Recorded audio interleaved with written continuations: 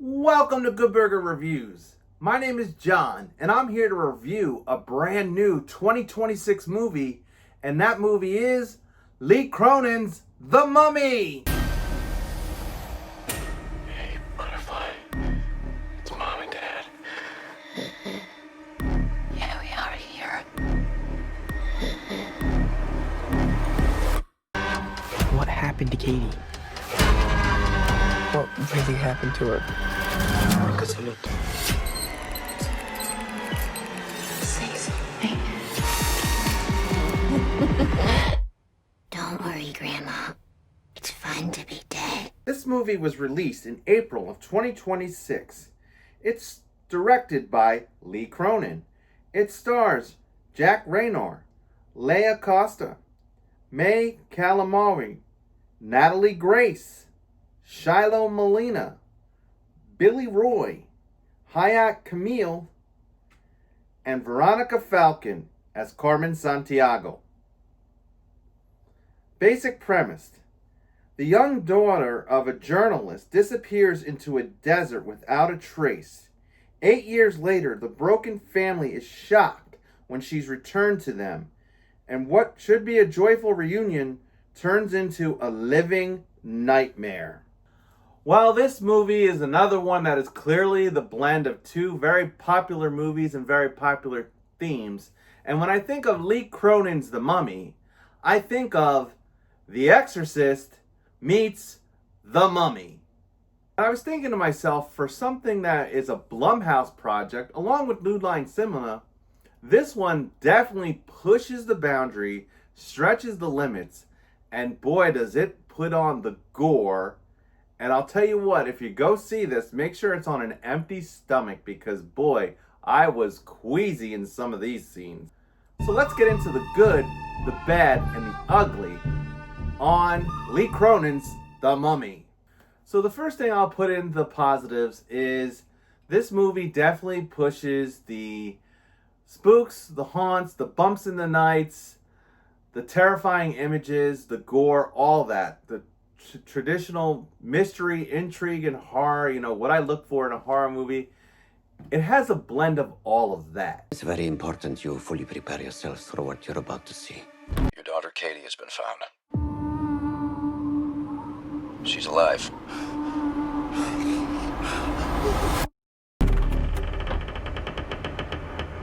No sudden moves. No loud noises. Another thing I'll put in the positives is just the gore and the creativity with how nauseating some of the scenes were. The first thing that comes to my mind is there is like a nail clipping scene that I don't think I will ever forget. This would be, a pedicurist's nightmare. There's also a lot of like bugs and like blood, vomit, like it's very gross, and there's always seems to be close-ups on people's teeth, people's mouths, and it's never pretty. It's always gross.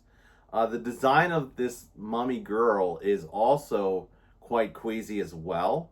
She kind of reminded me of the characters that we saw in Mama, released about a decade back, where the one little girl kind of looked like this mummy does, because she's been mummified for about 8 years, and then when she comes out, her body's been wrapped up and in a tomb all this time.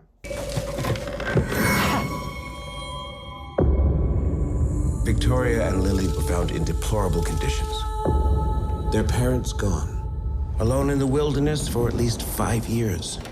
Hey, Victoria. How they survived is unexplainable. I'm your daddy's brother. Remember Uncle Luke? With a loving family environment, Victoria and Lily have a real chance at a normal life. You sure about this? Nope.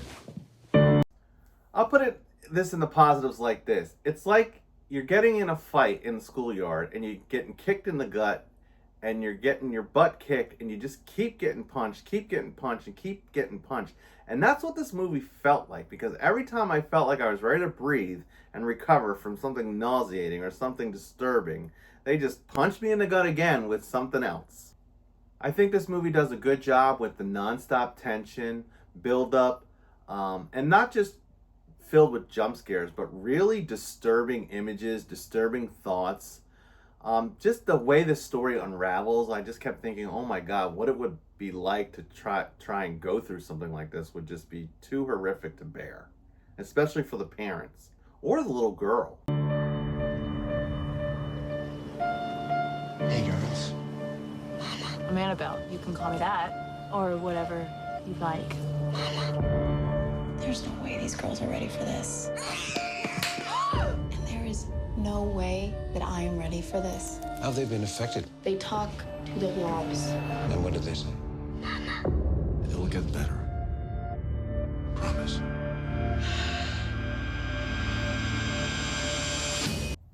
And the last thing I'll put in this positives is it's just very intense with the family themes and what they go through. I mean, the little girl gets kidnapped, she disappears, they don't know what happened to her.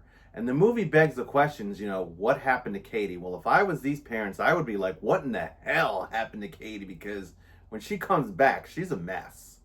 And I'm going to leave it with that because we're going to get into the mixed. And I'm mixed on the story as a whole. So at the beginning of this review, I said that it was a blend of The Exorcist meets The Mummy. And the more and more I think about it, is this really just The Exorcist in the guise of The Mummy? Because I felt like for the majority of the movie, there was mummy themes. Like, you know, the original Mummy in 1999 with Brendan Fraser, or I guess the original Mummy for me, because there's mummy movies from the 1930s and the 1950s, but I haven't seen any of those. So when I think of 1999 Mummy, it felt like Indiana Jones adventure. Archaeology, you know, adventure, excitement, comedy. It was a great blend of a movie, and for its time, it was awesome. This takes some of that, some of what the Mummy story is, and really turns it into a haunting, demonic possession movie. So I guess where I'm mixed is this movie is basically a demonic possession, and they used they used the idea of the girl being a mummy just to create a creepy character and to make it more disturbing, which I was fine with overall.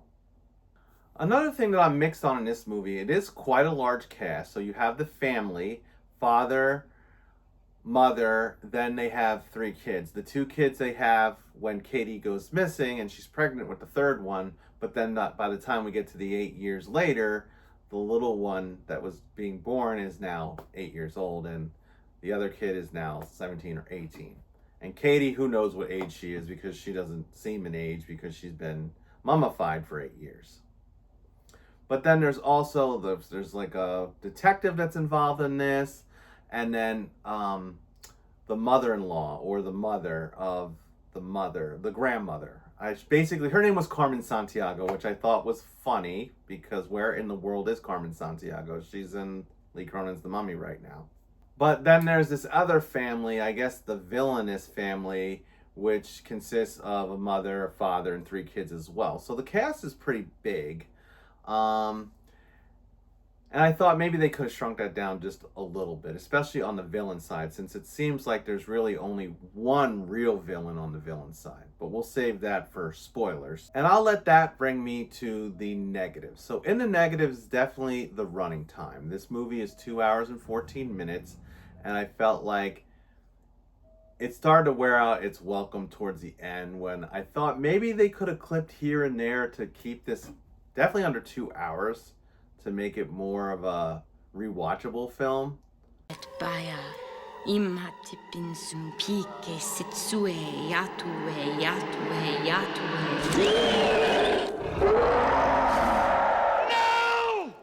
You must not read from the book! And the only other thing I'll put in the negatives is there is an overall suspension of disbelief that you have to have on this movie as far as it being set in reality. I felt like it was taking place in current day and age, at least post 2011, because 2011 gets mentioned at one point as in the past, and that was 8 years prior, so I guess it is current. But sometimes I had trouble figuring out because of like lack of cell phone. Like it didn't seem like anyone had a cell phone in this movie. There was lots of use of old school radios, old school VHS tapes, which those things are still around, but they don't seem to be used as much currently. But where the suspension of disbelief comes in is the girl gets kidnapped. She's gone for 8 years. She gets released back to her parents in horrific conditions. And she's in the hospital for a very short period of time before the doctors just say, well, she's pretty much fine. The best place she can be is at home with the loving care of her parents. Now, I get why it had to happen that way so that like this story could progress in a normal fashion for what it's going to be. But at the end of the day, I feel like the doctors and the police it was unrealistic. I felt like there would have been more of an investigation. I felt like there would have been more time spent in the hospital trying to figure out what the hell really happened to her, what the hell is really wrong with her. Because even when she's released back to the house, she's not normal. I mean, they say her vitals are fine and she's got a heartbeat and there's nothing really wrong with her, because this movie plays on the religious or demonic aspect of the movie, because science isn't going to find a demon. You know, the spiritual side will figure out that it's a demon. And also the fact that she was kidnapped in Egypt, and like it's like 2 police that are tracking this case down, and really then just 1. And I also thought this guy, the main guy, was the dad was like a news reporter. That's why they were in Egypt to begin with. He was a journalist. And I thought, man, if his daughter was kidnapped and disappeared for 8 years and then returned, this would be like national news. And I felt like they could have leaned into that a little bit more. Like they didn't really lean into that at all. Like it just seemed like it was going on under the radar. So we're going to get into spoilers so that this can all make a little bit more sense. I am going to say it's worth a watch, definitely in the theater, because there's lots of big effects and stuff like that. CGI's in this, so beware of that, but it's not terrible CGI. Sometimes it'll take you out a little bit, especially in this grandiose climax. I will say there was a cool sandstorm as well. But you've been warned, spoilers. So this movie starts off in a really funny, comical way where there's this family of 5 in a car. Seems like it's a while back because of the way the knobs on the car and the music they were listening to. And they're singing a song. At least the dad and the 3 kids are singing a song. Or 2 of... It seemed like all the males in this car were normal. The dad and the 2 sons. Daughter was getting into it a little bit, but not so much. And then mother, who instantly reminded me of Morticia Addams, basically turns off the music and says, "You're all disturbing me." I'm like, oh yeah, instant villain. And then it flashes to the main family. So that wasn't the main family. That was actually the villainous family. And the main family consists of the journalist's dad, and then his wife, who also seemed a little cold-hearted, and sometimes I wasn't a fan of her, the way she acted, and then the 3 kids. Now, like I said, in the flashback, it's 2 kids, and then she's pregnant with the 3rd one. And they're staying in Egypt, and the 2 kids are about 8 or 9 years old, and they are, I guess they are friends with like a little neighbor girl who turns out to be the little girl from the first family, and her name is Layla. And Layla makes friends with Katie and is giving her candy, which gains her trust, which then leads to her getting kidnapped by her mother. And her mother, who says she's a magician and wants to see a trick, leads her away after giving her more candy, and then that's when the real disturbing stuff starts to happen. But we don't find out really what happens right away. They tell you later throughout the investigation of once they realize that Katie's gone. And it's not long into, like, he chases her for a while. Like, so dad realizes she's missing, can't find her, a sandstorm blows in, He tells his wife, and then boom, flash forward to 8 years later. So 8 years later, they're in New Mexico. They're still grieving. They're still wondering what the heck happened to their daughter, because they never really say much of what they went through leaving and getting to where they are, but you can fill in the gaps for yourself. And then all of a sudden, we flash back to Egypt, and there's this really funny plane crash where there's this young kid out in the woods, and you see this plane falling out of the sky in the background, and then he goes to find it, and then there's this giant tomb in the plane wreckage, which everything is burning except for this tomb. And then that's when the police realize that that's Katie. So Katie, they call parents in New Mexico, and they say, yeah, we found Katie, but you might want to sit down before you hear the rest of it. And, you know, they find out that she was basically, they didn't really know where she was. They knew that she was in this box. They knew that she somehow survived it, but she was seriously malnutritioned and all messed up and looked like a little girl from Mama. And that's where the whole, you know, well, the best place for her to be is at home. So let's flash forward to her being at home. So as soon as they get, basically all that gets to setting the stage for what this movie is going to be. Because as soon as she gets home, that's where this becomes like the typical demonic haunting, spook, haunted house type of tale where creepy things start to happening. No one's really knowing what's going on right away. But then they start putting the pieces together. They're calling back to the police. You know, the police is investigating, you know, where did this tomb come from? They're trying to figure out where Katie's been all this time. Why is she so demented? Why is she so physically messed up? How did she survive all these years? But you could tell already Katie did not like Carmen Sandiego, because Carmen Sandiego is the grandmother and she's always praying, and Katie doesn't like the prayers. And then it's not long before we start realizing that this mummy girl is like Reagan Mitchell in disguise, because she is possessed by a demon, and the demon, she basically goes into all the Exorcist tropes where she talks nasty, she does like a spider walk, she's disgusting, she's spitting up stuff, you know, she's hard to look at, you know, she's just the typical exorcism tropes in this part of the movie.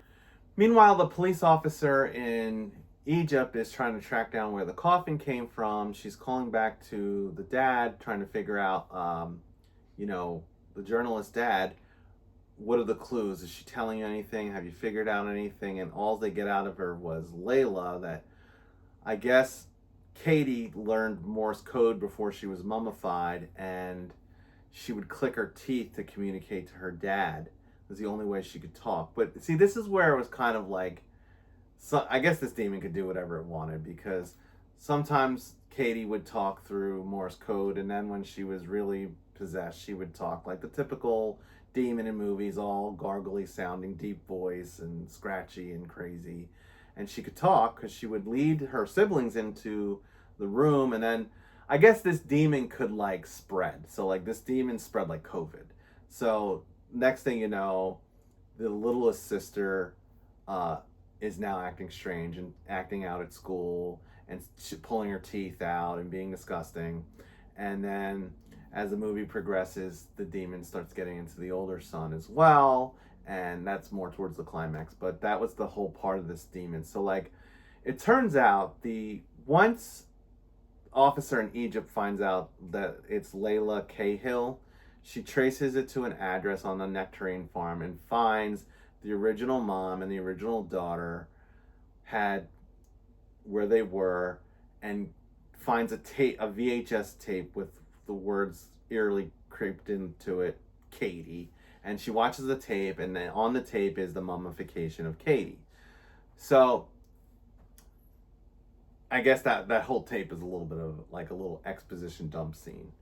And then of course the police officer brings this tape back to the US and shows it to the parents. And that was actually a very intense scene when the parents are watching the mummification. Like, emotionally for the parents to watch their 9-year-old kid go through something this disturbingly disgusting, traumatic, and terrible. I mean, I felt like they did a good job of pulling that off. I mean, it seemed like a lot of the movie was, action and jumps and spooks, but there was some drama going on between the parents where they were guilty, they were regretting it. She was blaming him, he was blaming her, because he was the one with Katie when she disappeared. But, he kind of pushes back on her and says, well, you're her mother. How did you not even know that she had mysterious friends at the end of the garden when we were in Egypt? And those scenes I felt like were played out pretty well. And, the only time we kind of got a little bit of drama and action, storyline between the family. But it all comes to a climax where the parents are figuring out what really did happen to Katie. And Katie ends up killing Carmen Santiago, the grandmother, because obviously she's the one that keeps praying for her, and demons hate religion. So she gets thrown out a window and dies in a very brutal way. And there was this whole thing with coyotes too, and it reminded me of Justin Long's Coyote movie. And the coyotes in this movie were better than the coyotes in the Coyote movie. But I digress. And the climax starts at Carmen Santiago's funeral, which I thought was weird that they had decided to, I guess it made sense, but they have the funeral, like a viewing in their house, and like that's when everything starts to go back crazy. And the demon is possessing the other siblings, and the police officer's showing up, and it becomes like this giant exorcism type of ending where they have to figure out a way to stop this. So how are they going to stop it? So, and I really thought they're really going to have to come up with something, because there wasn't much that they put into this about how to solve it. The only time was when Dad makes a friend with like this local professor who does some translating off of the the raps that they had gotten off of the Katie. So, but that really didn't give them too much help. The only thing they realized was, from watching the tape, was that the reason why they mummified Katie to begin with was to kind of capsulate this ancient demon, I'm not saying it right, but this ancient demon from like 2000 BC that they have been putting in mummies for years to keep it contained into, like, the wraps have like a script on it that keeps it contained, and then it gets in the mummy tomb and it's contained. So that's why they did it. So I mean, in a way, they were trying to do the right thing, but of course they take a young innocent girl, which they say a young innocent girl is the best. Like, a young child it'll last longer. They can keep the demon contained longer by using a child, an innocent child. So Dad decides the only way he's going to get his daughter to be fixed is he's going to take the demon in himself. So that was kind of a generic little ending there, but then it doesn't really end. It's one of those endings and then it extends. So like, this is where I said the time could have been cut a little bit shorter. And I first thought that they were sequel baiting, because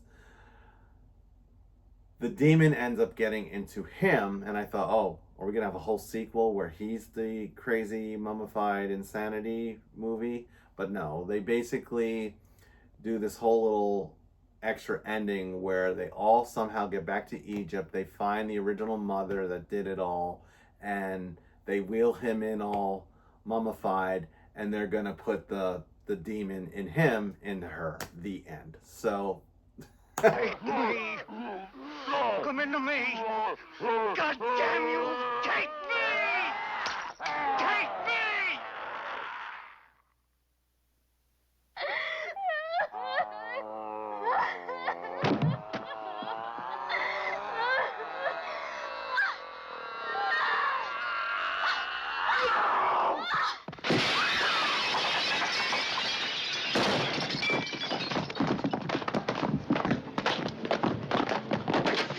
So we're going to get down to business on this one. I feel like I was pretty impressed that Blumhouse went this extreme. And maybe that's the whole New Line Cinema, Atomic Monster people that are kind of blended in this, because they're all those companies were involved in this. Even though I only knew about Blumhouse until I saw the credits. So whenever it comes to Blumhouse, I always think, is it going to be tamed down, PG-13? No. So this movie definitely is an improvement of what we've seen from Blumhouse over the last couple of years since I've been reviewing. So I am going to give this one a good burger because overall I felt like it was intense. It kept me most of the time. It was paced well. Other than the length, I really enjoyed it. And I even though I kind of said it was like The Exorcism in disguise of a mummy movie, I rolled with it. I liked it. I really liked the blend. I think they did a good job of blending the two movies. This one will be worth a rewatch. I don't know if it'll have high rewatchability for me, just because of the length and like some of the extreme gore. It's not super extreme, but for me, it's that queasy type of extreme where there's just lots of throwing up and spitting and lips and teeth and just grossness. So we'll leave it at that. This is Johnny with Good Burger Reviews. Please like, subscribe, tap that notification, all that jazz. And don't forget to stay scared of those mummies that are secretly carrying a demon.